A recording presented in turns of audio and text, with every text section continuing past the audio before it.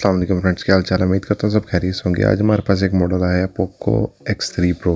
इसका मसला ये है कि जब भी इसको ऑन करते हैं तो ये रिकवरी मोड पे चल जाता है। ये एक दुकानदार हजरात हमारे पास लेके आए हैं। उनका कहना है कि हमने बैटरी भी चेंज करके चेक कर ली है, पावर की स्ट्रिप भी चेंज करके चेक कर ली है। सम टाइम ये रिकवरी मोड पर चल जाता है, सम टाइम ये बैटरी का एरर देने लग जाता है।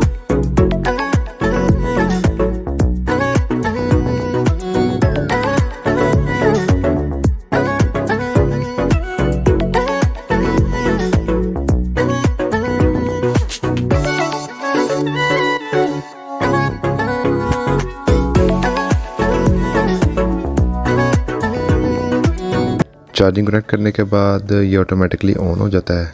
जैसे ही ऑन होता है रिकवरी पे चले जाता है। रिकवरी पे जाने के बाद नीचे NV डाटा का एरर देने लग जाता है। और जैसे ही मैं इसके रीबूट पे क्लिक करता हूँ तो रीबूट पे क्लिक करने के बाद ऑटोमेटिकली ये phone bar bar on off होने लग जाता है। इसको फ्लैशिंग में मैं ऑलरेडी चेक कर चुका था कि हो सकता है सॉफ्टवेयर का मसला हो, लेकिन ये सॉफ्टवेयर का मसला नहीं था।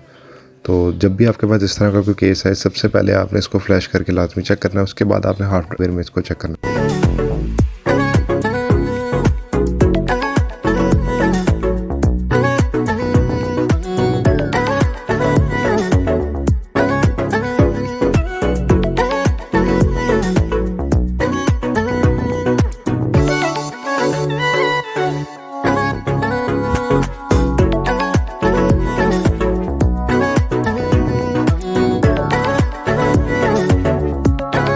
बोर्ड रिमूव करने के बाद जब मैंने पूरे बोर्ड की स्टडी की तो मुझे पता लगा यहाँ पे 10K की रेजिस्टेंस लगी होती है। वो हमारे किसी भाई ने रिमूव की हुई है। इसको रिमूव करने से मोबाइल में NV डाटा का एरर आ जाता है। इसको दोबारा रिसॉल्व करने के लिए हमें यहाँ पे 10K की रेजिस्टेंस लाजमी लगानी होती है, जो कि 9.5 से लेके हम 11K तक लगा सकते हैं। सबसे पहले पॉइंट को रिसोल्व कर लेते हैं ताकि जो हमने रेजिस्टेंस लगाएंगे उसको बआसानी यहाँ पे पेस्ट कर सकें। अब हमने डेड बोर्ड के अंदर से 10K रेजिस्टेंस को फाइंड आउट करना है। ये ज़्यादातर मेन पावर के पास भी लगी होती है और CPU के पास भी आपको बआसानी किसी भी बोर्ड में मिल जाएगी। इस बोर्ड में पावर IC के बाद मुझे एक 9.8 की रेजिस्टेंस मिल गई थी, तो 9.5 से अब हम इसको यूज़ कर सकते हैं, जैसे कि आप वीडियो में भी देख सकते हैं। तो लिहाजा मैंने इस रेजिस्टेंस को उतार के जहाँ से हमारे बोर्ड के रेजिस्टेंस 10K मिस थी वहाँ पे लगा दिया था।